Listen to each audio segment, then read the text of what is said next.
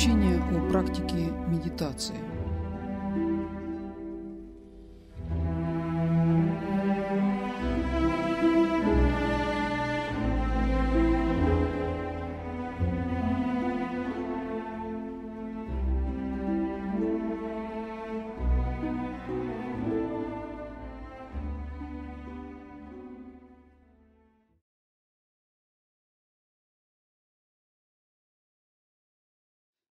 Я есмь Амитабха Будда,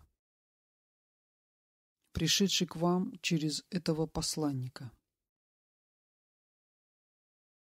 Многие люди на Западе не слышали обо мне. Я известен на Востоке, как один из 5 Тхьяни-Будд. Я призван служить на одном из тайных лучей. Вы можете призвать меня, когда вас одолевают человеческие страсти.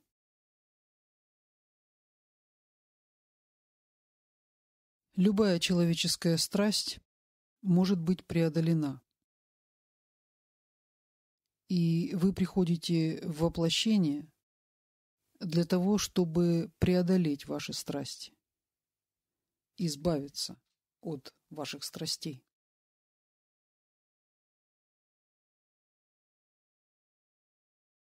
Как правило, все страсти тесно связаны со злоупотреблением вашей сексуальной энергией. И все ваши искажения на моем луче связаны либо с неудовлетворением своих желаний, либо с излишними желаниями. Моя чакра расположена между чакрой основания позвоночника и чакрой седалища души.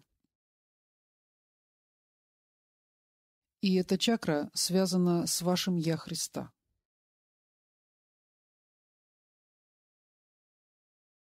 Я обучаю практике медитации, как тому, что может освободить вас от человеческих желаний и страстей. Поэтому я буду считать, что задача сегодняшней беседы будет выполнена, если вы усвоите некоторое понимание значения практики медитации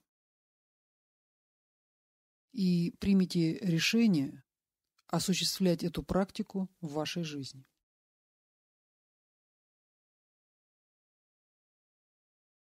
Задача и цель любой медитации – достичь состояния безмыслия,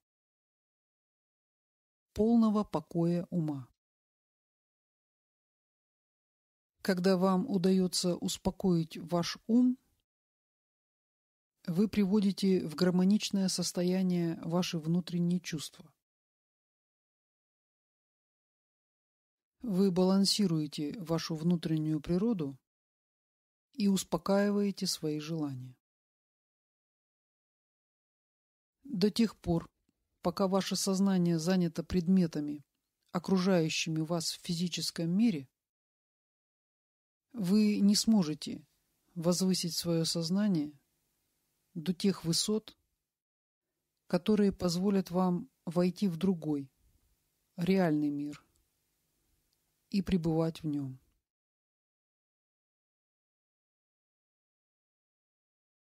Любая медитативная практика направлена на то, чтобы достичь такого уровня вашего сознания, который позволит вам выйти за пределы вашего мира. Когда вы приобретаете медитативную способность, то вы получаете доступ к энергиям и знаниям высших миров. У каждого из вас достижения в области медитации могут разниться друг от друга. Вы можете достигать разных сфер и получать разные представления о высших мирах. Однако основным в вашей практике будет воздействие на ваше сознание энергии тонкого мира. Это происходит незаметно для вашего внешнего сознания. Вы просто получаете возможность пребывать в мирах с более высокими вибрациями. И вы напитываетесь энергиями этих миров. Ваше сознание плавно изменяется под воздействием высоких вибраций высших миров. Вам не нужно знать весь механизм, как это происходит.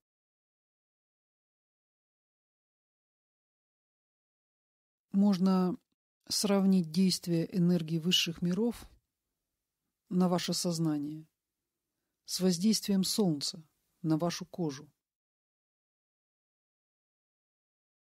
Вы просто подставляете себя ласковым лучам Солнца, и ваша кожа приобретает гладкость и загар.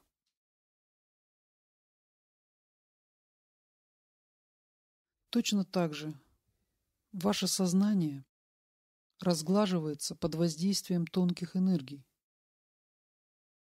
лишается своих недостатков и приобретает утонченность, необходимую для восприятия новой информации. Ваше сознание расширяется, и исчезают барьеры, которые мешали вам воспринимать очевидные истины раньше.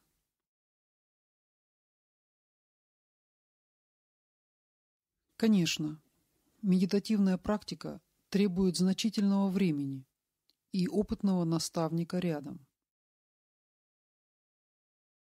Многие учителя на Востоке, которые овладели практикой медитации, набирают учеников и обучают их с помощью тех приемов, которыми они овладели сами. Многие годы уходят на то, чтобы овладеть практикой медитации. Однако это самый короткий путь, который может привести к расширению вашего сознания.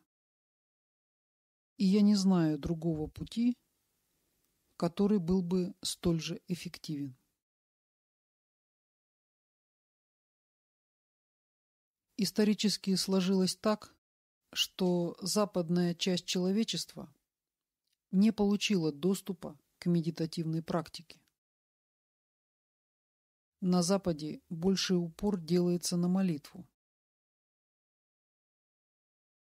Однако лучшие молитвенные практики как раз и приводят к тому, что человек отключает свое внешнее сознание, возвышает свои вибрации и входит в прямой контакт с высшими сферами.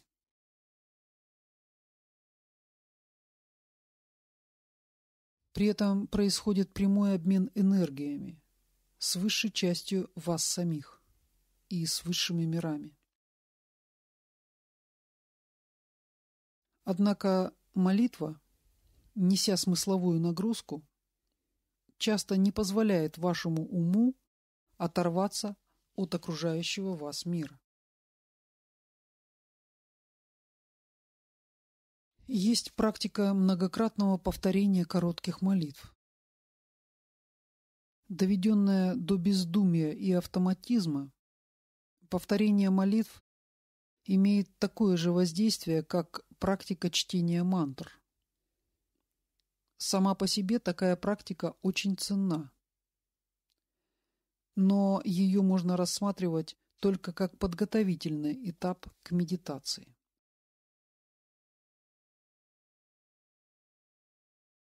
Почему вам необходим опытный наставник или учитель во время ваших медитативных упражнений?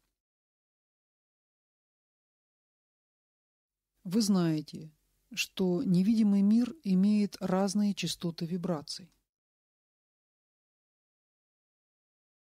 Он разделен на слои, подобные слоеному пирогу.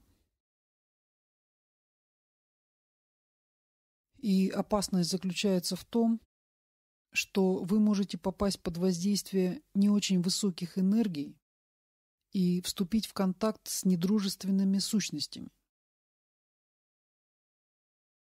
И эти сущности могут вас научить не самому лучшему и напитать вас не самыми лучшими энергиями.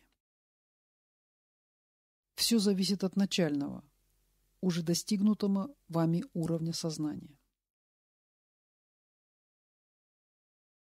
Если вы входите в состояние медитации в очень хорошем, равновесном состоянии, исполненные божественности и настроенные на божественный лад, то вы, скорее всего, попадете под воздействие высоких вибраций и чистых энергий. Если же вы приступаете к медитации, исполненные эгоистичными желаниями и наклонностями, то, скорее всего, вы в ходе медитации получите только усиление своих негативных черт. В конечном итоге все определяется тем, насколько вы способны преодолеть и усмирить ваше эго перед началом медитации.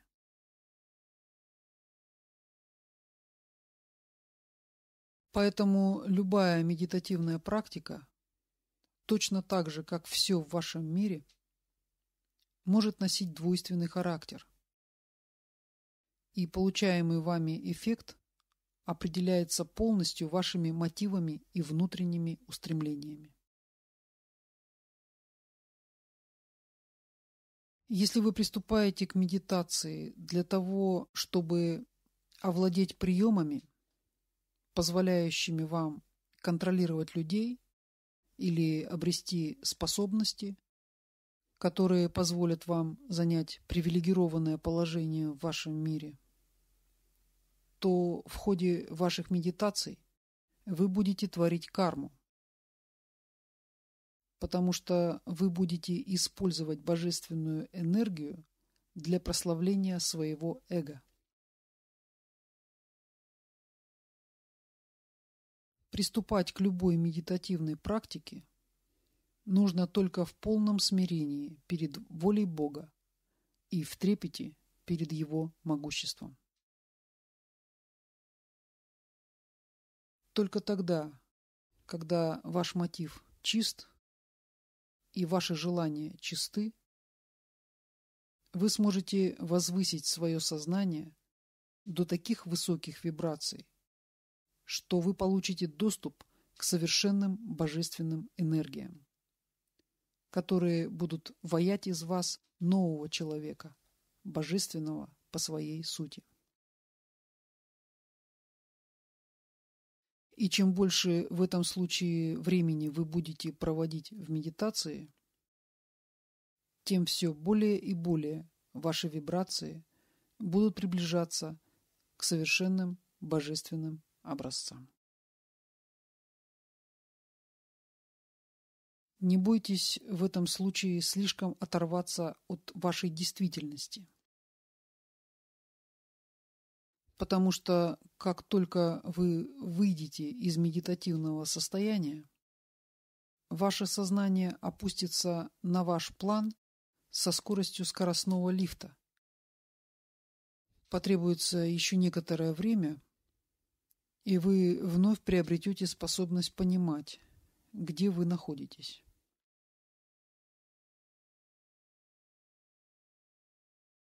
Первоначально вам будет тяжело переносить такие смены вибраций. Вы в полной мере ощутите на себе это состояние ныряния.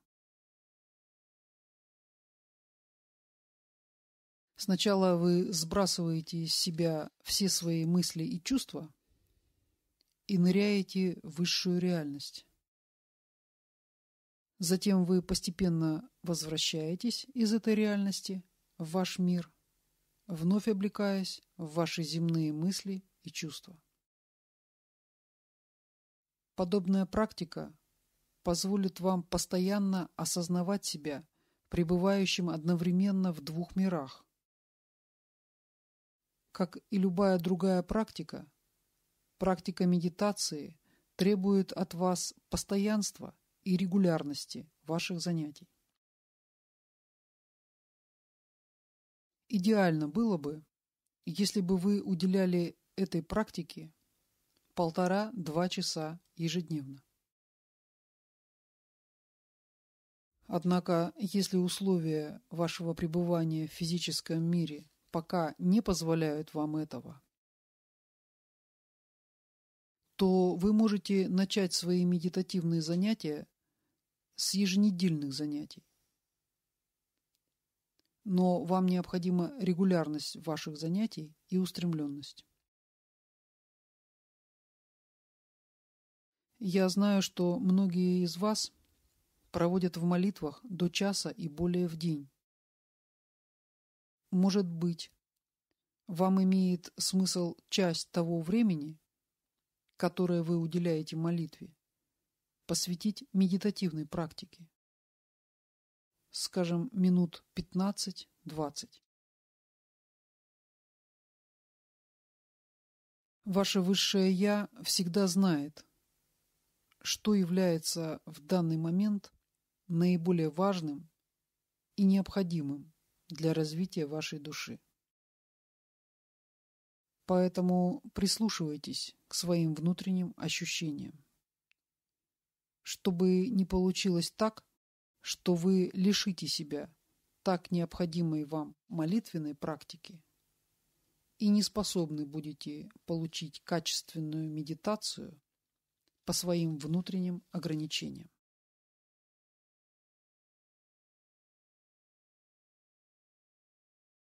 Сегодня я затронул очень важные вопросы, связанные с практикой медитации.